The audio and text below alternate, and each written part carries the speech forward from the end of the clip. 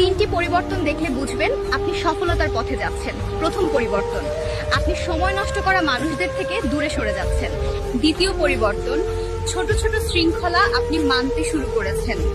এটাই বড় পরিবর্তনের ভিত্তি। তৃতীয় পরিবর্তন, আপনি নিজের কাজে ফোকাস রাখছেন, মানুষ কি বলল তা নিয়ে আর ভাবছেন না। কারো কাছে প্রমাণ করার দরকার নেই তুমি কতটা ভালো, তুমি কতটা সৎ। জীবন তোমার, তাই তোমার মতো করে চলো।